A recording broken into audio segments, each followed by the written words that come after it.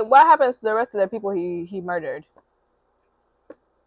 Is he not going to answer for those crimes, guys? Like, I need some accountability. I need some like catharsis. Hey guys, welcome back to my YouTube channel. Today we're gonna be talking about The Night Agent. Literally one of my favorite spy thrillers is back on Netflix for season 3, and I'm so happy. I just got done with it, and yeah, this season basically, can I just say it's my favorite? Dare I say that? Because honestly, season 2 just didn't give what it was supposed to have gave for me personally, and I love season 1 so much. I've rewatched it. Like, I really enjoyed season 1, but season 3 they brought it.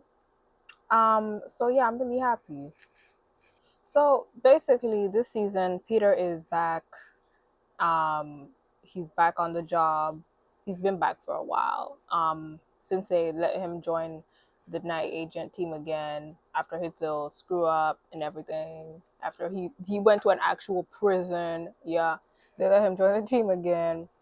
And this time now he has a vengeance. Well, kind of vengeance, kind of justice mixed together. So he's looking for the broker, the one that got him to break into the UN last season. And yeah, he's feeling all this guilt about him. And so the guilt is a lot this season because a US plane, Pima 12, got shot down, and he feels like the broker was the one who organized it. And so now he's like, I let the broker loose, and now this is all I'm. You know how Peter just likes to take responsibility for everything and everyone. So he's just doing the most. And so he gets sent to Istanbul to track down this FinCEN analyst called Jay. So Jay is now on the run because he basically got into a tussle and killed his boss because he found out like his boss was trying to cover up some misuse of funds. Yeah. So basically there were some funds that seemed to have been placed for the attack on the plane, and his boss is basically trying to cover that up. So Jay's like, I want to expose this secret. And in the middle of this tussle, he confronted his boss, and then his boss tried to kill him. So then he killed his boss in self defense. It's a lot going on, and so he's now on the run in Istanbul, and he's also trying to meet with this financial journalist Isabel, a very important character this season, who is basically now trying to get this information so she can expose this whole scheme. Um, and then Peter ends up meeting her in Istanbul. She thinks it's by coincidence, but it's on purpose. Obviously, she doesn't know he's a night agent. And all the while, Monroe is hunting Jay because everything that happened at FinCEN was supposed to be tracking this bank that does shady business, and because the boss was corrupt, the bank was able to fly under the radar, and money was able to get exchanged for the plane attack.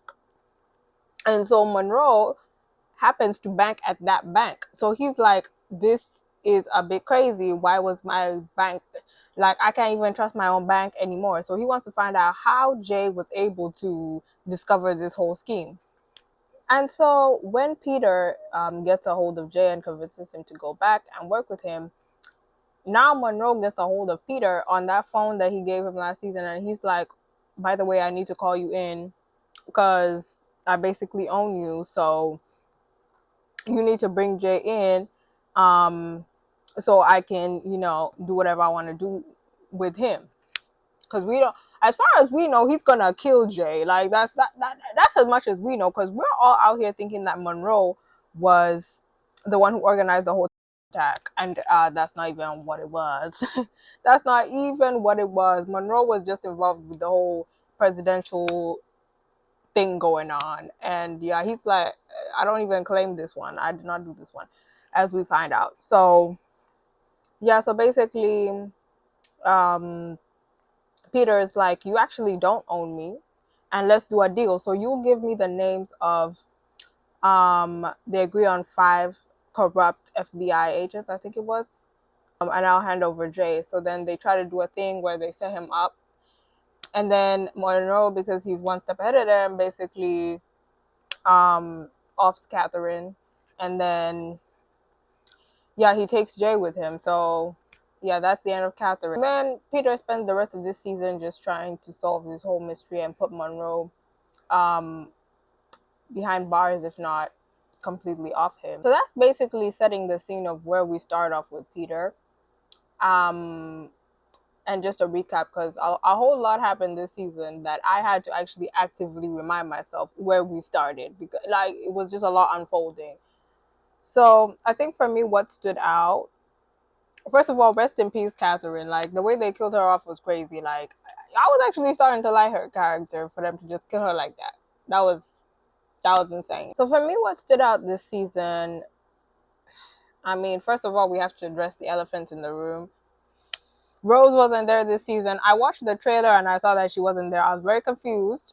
I was waiting for her to pop out in the shadows, and she did not. But um, I kind of knew she wasn't gonna be there going into the show, because that's what the cast and the director and everybody was saying. So I was just like, is there a reason she's not here?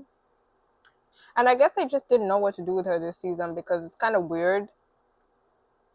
Her and Peter's dynamic is just it don't really be working when he's a night agent. Like I feel like season two just I don't know, something was not giving what it was supposed to have gave. So I don't know. I really like Rose and Peter, but I don't know if they just didn't know where she would fit in this season.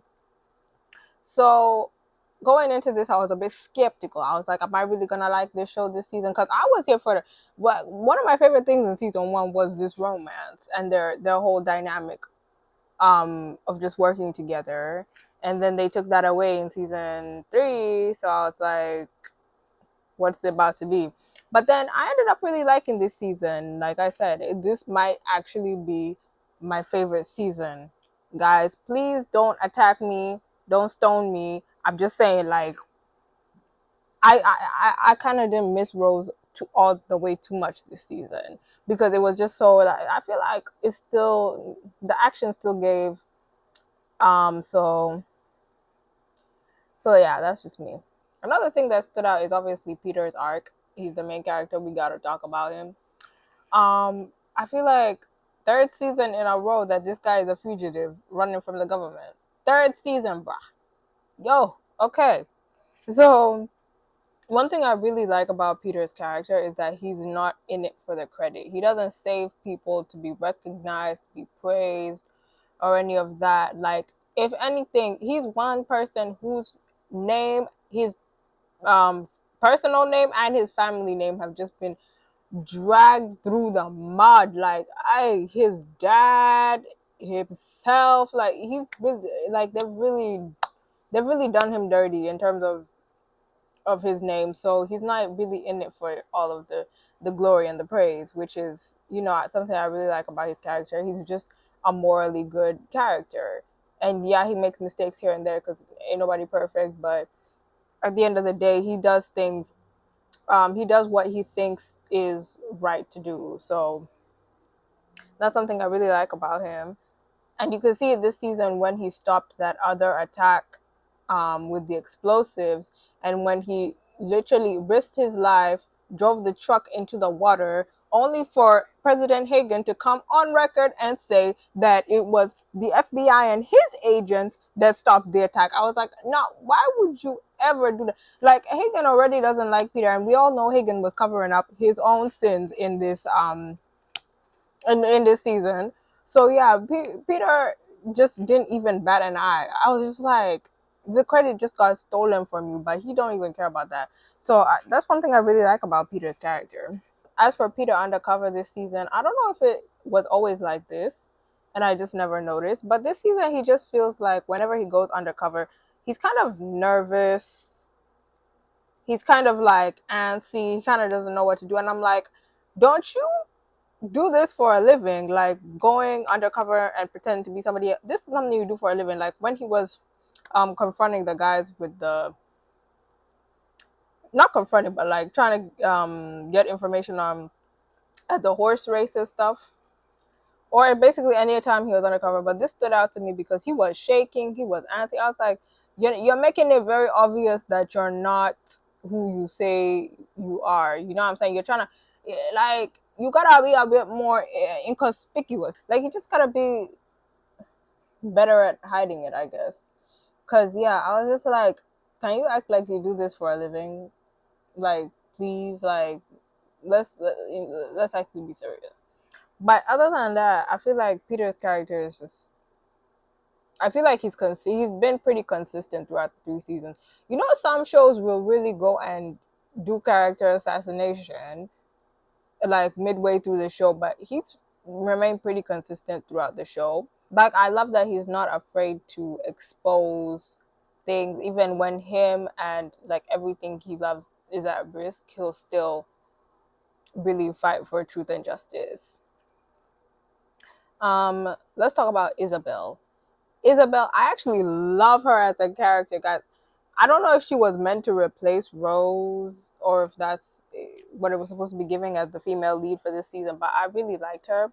It didn't feel like I feel like in a future season, Rose and Isabel could like coexist as female like main characters sort of, or like do they count as main characters or like is supporting characters kind of. She just had so many layers to her. She started off as like a financial journalist, simple, like it was pretty straightforward. She's just here to do her job, here to expose the corrupt people. And then we just found out, like, we were able to peel back so many layers to her character. She's another one who stands for justice no matter what, because even when her dad was clearly guilty. She didn't stand by him. She didn't try to save his ass from prison. She didn't try to do none of that. And she was like, just because you're my dad doesn't mean I'm gonna defend your actions. Like when you're wrong, and she's gonna expose you when you're wrong. So that was interesting. I'm not gonna lie, it was actually jaw dropping to me when I found out that her and Monroe um were father and daughter. Like when she went into the house, when Peter followed her and we saw her going into the house and Monroe popped up out the door, I said, ain't no way.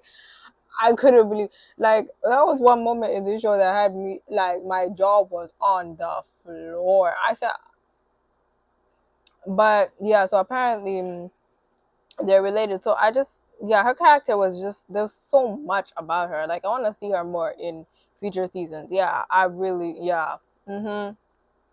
As for Monroe, the way I fully expected him to be the villain, like the villain of this season, and for him to not even be the biggest villain was the craziest thing for me.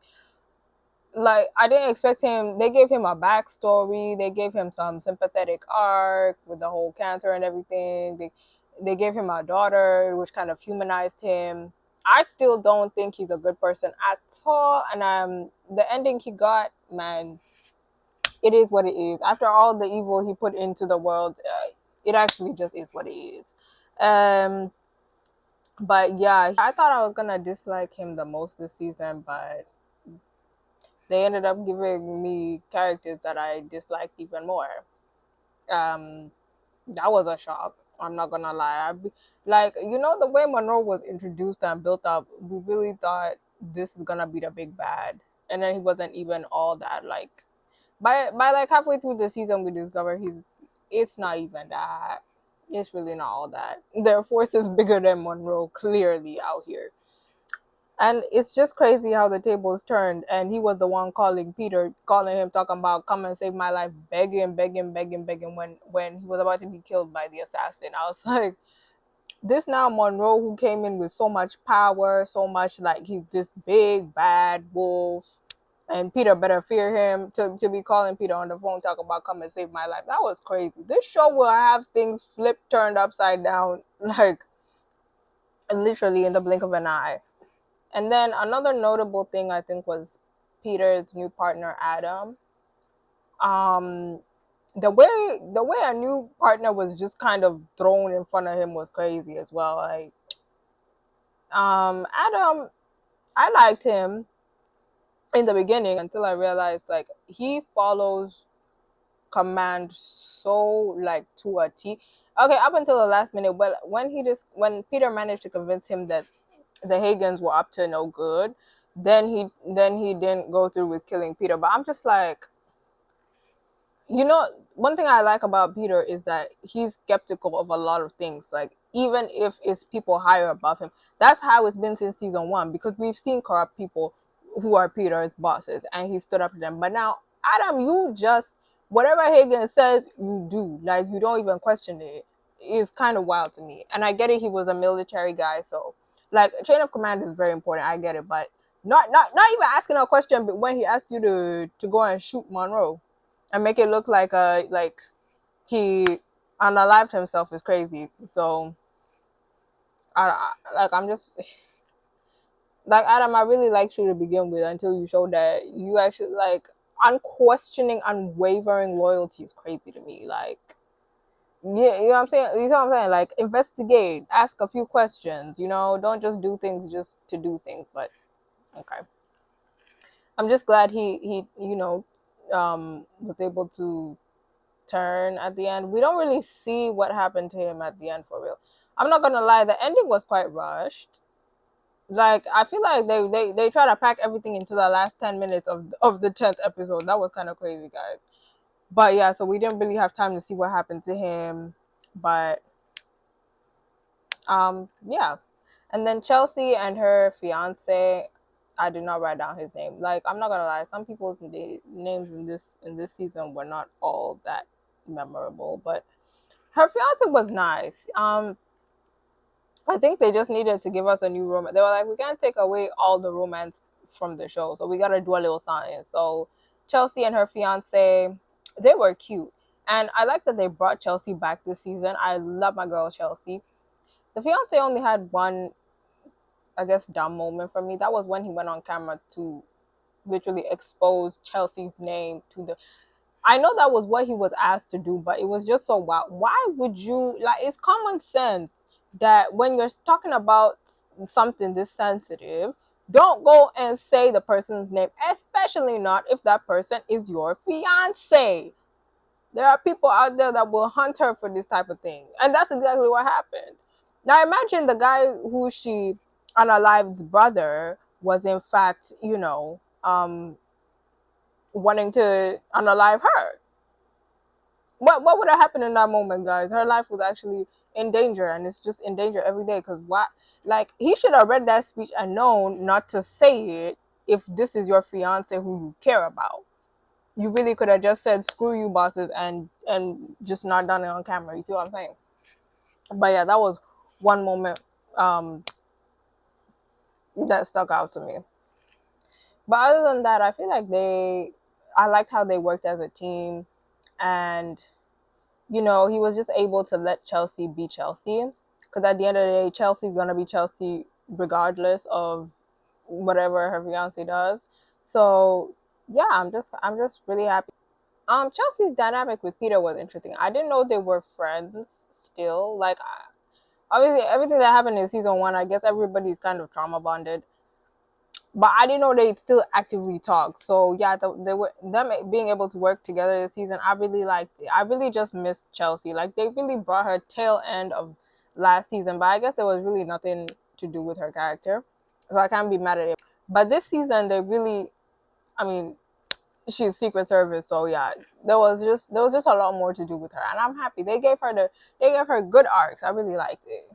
I'm really happy that Chelsea didn't back down when she thought that something was wrong with Hagen's wife and the whole Brian Mott situation, because that was clearly just a scheme that Hagen's wife set up for Chelsea to take Brian out so he wouldn't be a problem anymore. And yeah, I'm just happy that Chelsea followed her instincts, because yeah, no, the Hagens were up to no good up there. So, and then let's talk about the assassin, because I just have something. I just have something that really stuck with me. That questions that have to get answered from this whole plot line. And let's just talk about the assassin, father. I don't think they gave him a name in the show. It was just father, and I think his son was Orion. Yeah. I have some questions from this whole side plot. So we find out that Orion was basically taken in by father when he offed Orion's actual parents and found a baby in the like it was very much giving Mother Gothel, guys. It was very much giving, like, even down to the window and the curtain and everything. I was like, this is taken straight out of Rapunzel. Like, I don't know if I should be rooting for this dynamic.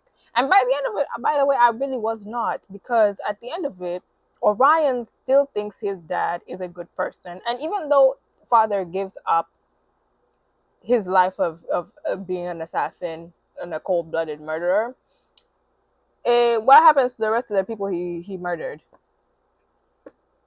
Is he not going to answer for those crimes, guys? Like, I need some accountability. I need some, like, catharsis, because at the end of the day, his son still thinks he's a good guy. His son looks up to him, thinking, "Oh, this is my hero. He's saving the world. Look at him. He's a good spy." Whole time, Dad was out there murdering innocent people at everybody's orders. And even though some of the people he off were bad people, there were some good people. For example, Isabel's boss.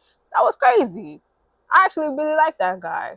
So yeah, I just don't understand why he got to run off into the sunset, live happily ever after with the kid he stole from parents that he murdered. And like, I just don't understand it. Why should somebody like that be allowed to raise a child? That's my one question. You know what I'm saying? So, like, I would have much preferred if, like, because Peter seemed to get along with Orion, I would have much preferred if Peter took him away from the whole situation. Um, I would have preferred for him to go in, maybe into foster care, or for Peter to take him in. Like, I know Peter's life is very, like, it's just hard to have a family, but I would have much preferred that to what it ended up being, guys. Like, come on, come on. I like, can we stop rewarding bad behavior? I need him to get his comeuppance, because this is actually crazy. And so, moving on to the kill count for this season, it actually wasn't all that bad. It was just the most notable deaths were Catherine, Isabel's boss, David Monroe, Senator Lansing, Freya, and Brian Mott. Those are the big ones, right? Like, it wasn't actually that bad this season, but nah, Catherine and Isabel's boss just really shook me. Like, I was just like, I actually liked these two characters, because one thing this show is going to do is introduce a character, get you to like them, get you to root for them, only to kill them 2 seconds later. That's one thing this show is gonna do. It's one thing nah, guys. But yeah, I guess compared to other seasons, it could have been. I feel like they just, have to take out one, I guess, significant character every season to keep it interesting. So I guess it had to be Catherine. Catherine, I guess you had to be it. So it couldn't be Rose. We were actually gonna throw hands if it was Rose, guys. Much as I said this season was nice without her, if they had killed her off, I was gonna be really upset. So, Catherine, unfortunately, had to be babes, and I actually like you, and I really miss you. And we just got to see her dynamic with Peter just this season. So for them to kill her off in episode 2 as well was crazy. Like, we just got started. We actually just got started. But yeah, if somebody had to go, Catherine, apparently it had to be you. I don't know why it had to be you, but I guess, yeah, they gotta take somebody out. Somebody, like, big, memorable, built up, that the fans are rooting for, because that's just what the show loves to do. Now, some questions I have, having finished the season, are: is this whole Isabel and Peter thing completely platonic? Because they said, like, I read the director, I think, or the showrunner statement, that one of them said that it's gonna be completely platonic, and yeah, Peter's still in love with Rose, basically. And I believe they said with Isabel it's just gonna stay platonic. I know it's platonic right now at the end of the show, but is it gonna stay like that? We shall see. Because it gave a bit of chemistry, I'm not gonna lie. But I really like Rose as well. You see what I'm saying? Like, much as this season was okay with her, I really do still like her. And another thing is, who's Peter's new partner? Like, I can't even, like, I kept trying to rack my brain to see who it might be for next season, but I don't even know what surprise they're gonna pull. Is it somebody we know? Is it somebody I don't know. I guess we'll have to. I guess we gotta wait till next season to find out. I'm just happy it got renewed because I really like this show. I've been here since it dropped in season 1. Like, I really enjoyed this show. So I'm really happy that it got renewed for season 4. We're back for season 4. So yeah, that's gonna be really fun. Um, but yeah, those are my thoughts on the new season of The Night Agent. Don't forget to like, comment, and subscribe.